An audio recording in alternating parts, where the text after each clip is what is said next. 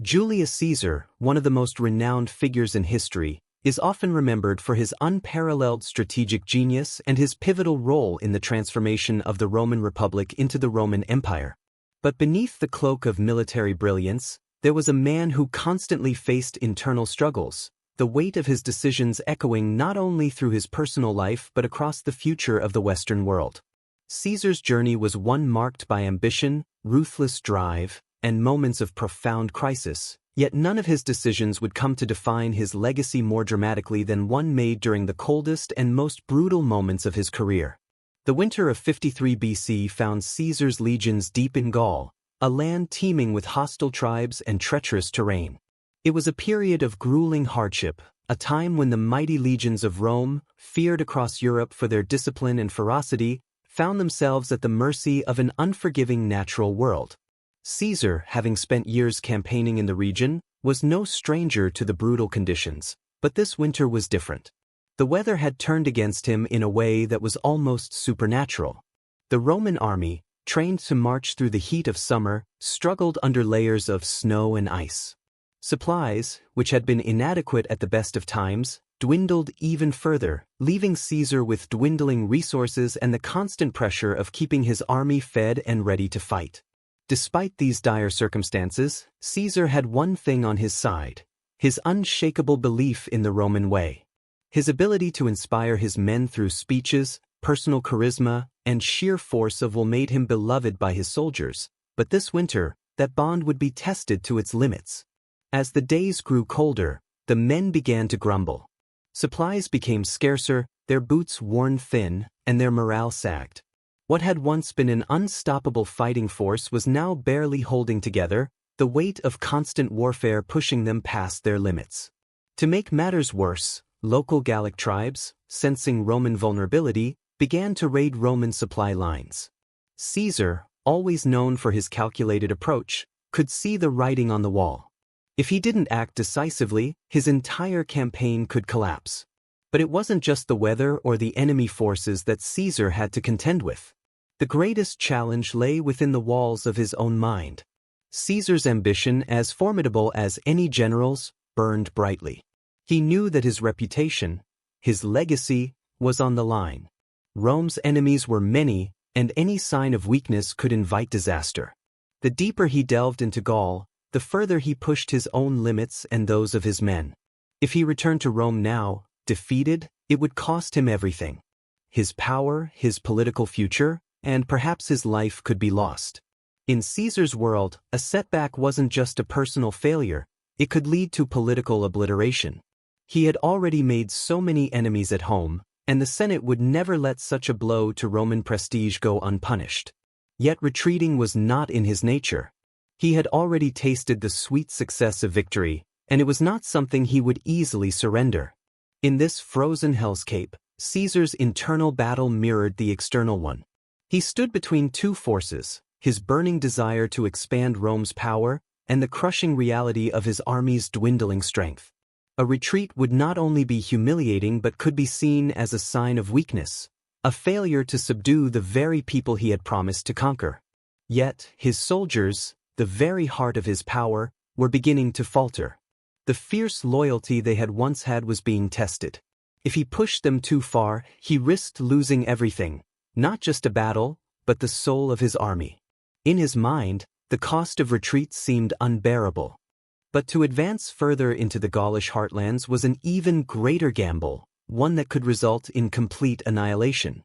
It was in the midst of this excruciating dilemma that Caesar faced his coldest decision on the battlefield, a choice that would echo through history.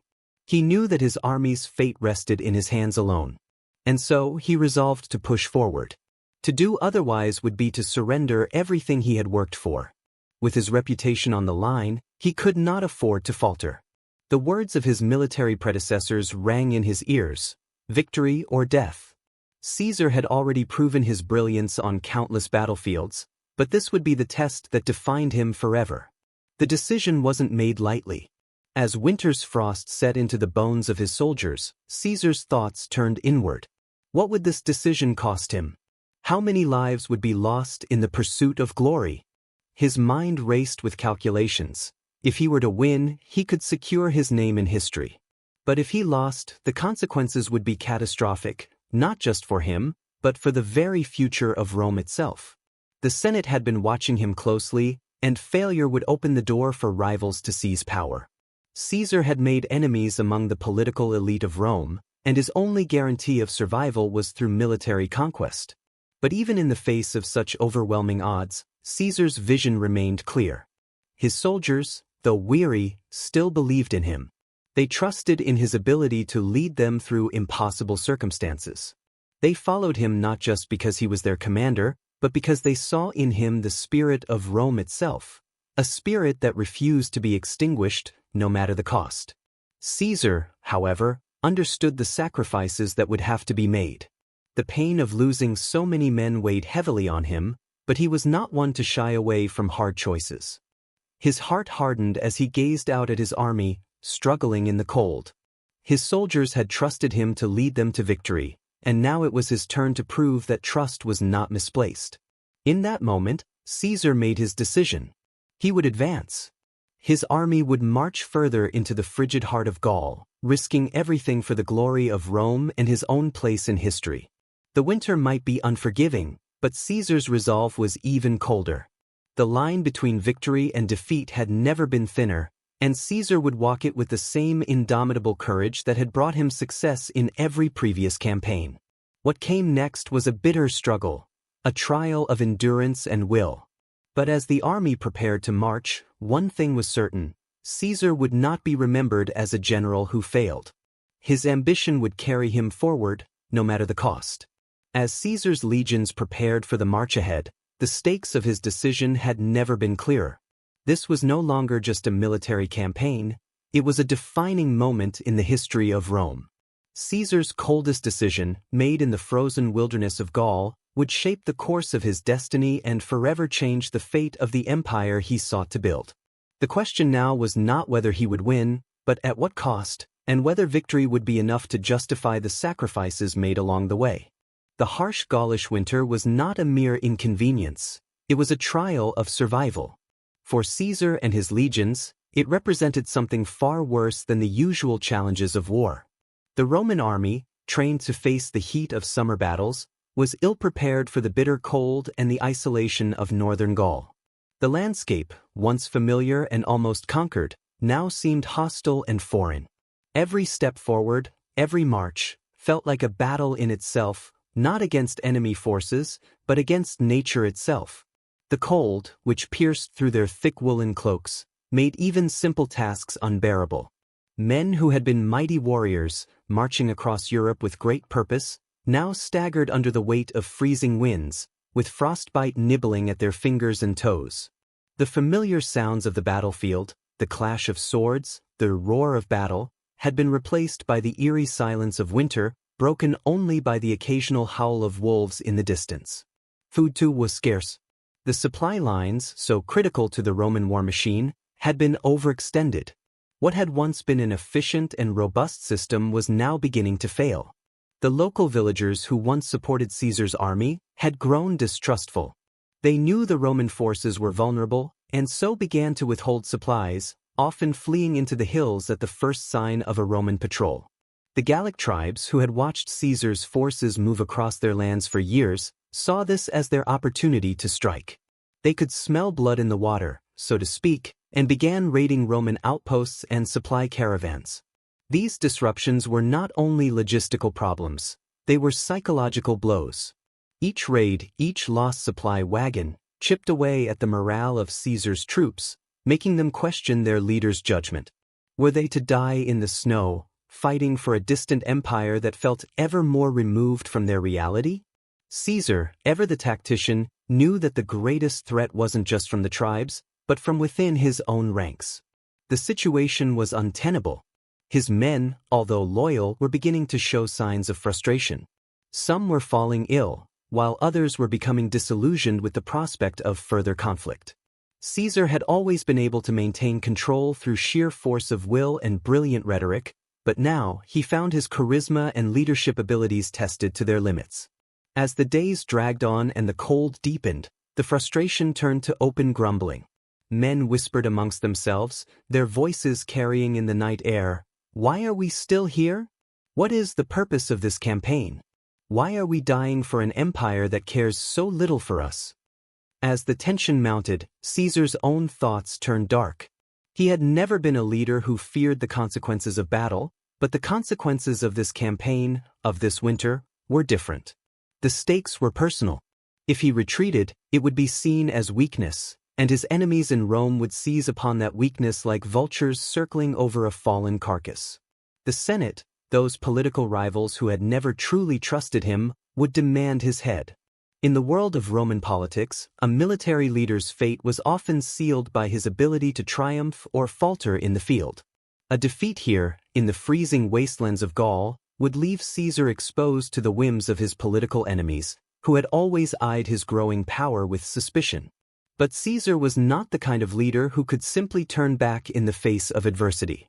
His ambition was too great, and his vision of a united Roman Empire too clear. Even in the bitter cold, Caesar's mind raced with possibilities. He began to consider his next steps with the precision and clarity that had earned him his place in history. Retreat wasn't an option. It would demoralize his troops further and embolden his enemies. He could not risk appearing weak. To give up now would destroy everything he had worked for, not just in this campaign, but in his broader ambitions for Rome's future. The expansion of the empire wasn't just about territory. It was about power, influence, and legacy.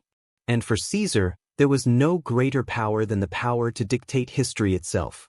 The cold, however, was not something that could simply be willed away. It gnawed at Caesar's soldiers, body and soul. Their bodies grew weaker, their clothes tattered, their faces gaunt from hunger and exhaustion. But it was not just physical endurance that was being tested. Their loyalty was now being tested as well. Caesar had always been able to inspire his men through his unwavering determination and promises of glory. But glory seemed far removed from their current suffering. It was hard to imagine a future of honor when they were mired in an endless winter. The sounds of their complaints became louder with each passing day, and some began to question Caesar's leadership. The man who had always been invincible in their eyes, whose brilliance had once carried them from victory to victory, was now being forced to make decisions that seemed reckless and dangerous. The tension within the ranks was palpable. Caesar, aware of the fragile state of his army's morale, called for a council of his officers. The men who sat around him were battle-hardened veterans, men who had followed him through the most treacherous of circumstances. They knew the stakes, perhaps even better than Caesar himself. As he spoke to them, laying out the grim state of their situation, the officers exchanged wary glances. They were loyal to their general, but even they were beginning to question the wisdom of continuing the campaign under such dire conditions. Some of them argued for retreat. "We are in no position to press further, Caesar," one officer suggested. "Our men are starving, our supplies are depleted, and the enemy grows bolder with each passing day. We risk annihilation if we continue this march." Caesar listened, his face impassive. He knew the arguments well, but he also knew that retreat wasn't an option. His ambition, his need to be remembered as one of history's greatest generals, spurred him on. He looked out over his weary army, seeing the men who had once stood tall and proud, now bent under the weight of their burdens. It was a painful sight, but one that he knew was necessary. The fate of Rome rested on his shoulders. The future of the empire was tied to the outcome of this campaign, and Caesar was not a man who would turn away from his destiny. At that moment, Caesar made a decision that would forever define his career. He would not retreat. Instead, he would lead his army forward. They would march through the harsh conditions, face the enemy head-on, and, through sheer force of will, prove their worth. The winter might be merciless, the terrain unforgiving, but Caesar believed that his soldiers could endure. He believed that they would follow him into whatever future lay ahead, no matter how bleak it seemed. To him, the very challenge of overcoming the cold and the hardships would be a testament to the strength of Rome. His officers, though initially hesitant, understood the man they followed. Caesar's resolve was unshakable, and in the face of their doubts, his confidence acted as a beacon. The decision was made. The march would continue. In the days that followed, the cold only grew more intense. Yet Caesar's leadership remained resolute. His soldiers, despite their grumbling, found new strength in his determination. They began to follow him with a sense of purpose, not because they believed in the glory of conquest, but because they trusted in their commander. They had followed him this far, and they would follow him wherever he led, even if it meant marching straight into the heart of a frozen wilderness. For Caesar, the march was not just a military campaign, it was a test of character. And with each step, he moved closer to his ultimate goal, victory or death. The decision to press on, to continue the march through the bitter cold of Gaul, was one of sheer willpower. Caesar had made it, but the reality of what he had chosen loomed over him like an insurmountable mountain. His army, weary and hungry, could not afford many more days of such a brutal march. Yet, despite the odds, Caesar believed that he could force a victory from the jaws of this near-certain defeat. There was no turning back now. He had committed to this course, and the only path forward was through the heart of enemy territory. As they advanced, the conditions only worsened. The snow, thick and unrelenting, piled up around them, making each step a battle. The earth beneath their boots was frozen solid, and their breath misted in the icy air. The soldiers' faces were gaunt, their cheeks red from the harsh winds, but their resolve began to harden. Caesar's leadership, always powerful, was now crucial in maintaining the cohesion of his forces. He had always been able to inspire, but now, it was a matter of survival. The men looked to him not just as a general, but as their hope, their guide through this seemingly endless nightmare. His speeches, delivered with the same fervor and confidence that had marked his rise to power, sought to keep the soldiers' spirits high. He reminded them of the glory that awaited them, of the honor they would gain from pushing forward into history. But beneath the rhetoric, the reality was harsh. His soldiers were not just fighting for glory anymore. They were fighting for their very lives. The road ahead was filled with dangers far greater than the cold. Caesar's reputation had spread throughout Gaul, and the local tribes had begun to rally in greater numbers, sensing an opportunity to strike. The idea of a weakened Roman army in their midst was too tempting to resist. Their raids became more frequent and more aggressive. Every time Caesar's legions stopped to rest or reorganize, Gallic warbands descended upon them. These raids were not just a nuisance, they were a serious threat to the Roman forces. The tribes knew that they could not face the Roman legions in direct battle, not with their superior tactics and discipline, but they could chip away at them in smaller, more insidious ways. They knew that Caesar's army, though still formidable, was not invincible. The Gallic forces, though outnumbered, could still make their lives miserable, and they began to do so with increasing regularity. For Caesar, this was an even greater test of his strategic genius. His first instinct was to engage in direct combat, to crush the tribal forces with the full force of his legions. But the terrain worked against him. The frozen landscape was inhospitable to large-scale maneuvering, and the enemy knew it. They fought with a kind of desperation, harassing Caesar's men from the shadows, striking when they were weakest, and vanishing into the forests before the Roman forces could retaliate. This constant harassment eroded Caesar's advantage. The legions, which had once been the unstoppable force of the Roman Empire, were now on the defensive, forced to take longer routes, to constantly guard against ambushes, and to stretch their resources even thinner. Each raid left them weaker, more depleted, and increasingly demoralized. The problem wasn't just external. Inside the ranks of his own army, cracks began to form. The long months of harsh conditions, the constant threat of attack, and the pervasive sense of uncertainty began to weigh heavily on the soldiers. Caesar's officers, those trusted veterans who had followed him through countless campaigns, started to question whether continuing forward was truly the best course of action. They had all witnessed Caesar's brilliance on the battlefield, but now they were beginning to question his judgment. Was this truly the right decision? The Gallic tribes weren't merely harrying the Romans. They were forcing Caesar into a corner. It wasn't just about defeating an enemy now, it was about survival. The men who had once fought for honor were beginning to wonder if it was worth the cost. The grumbling among the ranks became louder, and Caesar had to make another decision. He could no longer afford to ignore the discontent bubbling within his own army. The loyalty of his soldiers was being tested like never before. Caesar was not a man who took loyalty for granted. He had built his reputation on his ability to inspire, to command, and to lead by example. But now, he had to prove that he could lead not just through strategy, but through sheer determination. He had to remind his men of why they were here and of what was at stake. His speeches, which had once been filled with promises of glory, now carried an undercurrent of urgency. He told them that retreat was unthinkable, it would be their ruin. The future of Rome itself rested on their ability to endure.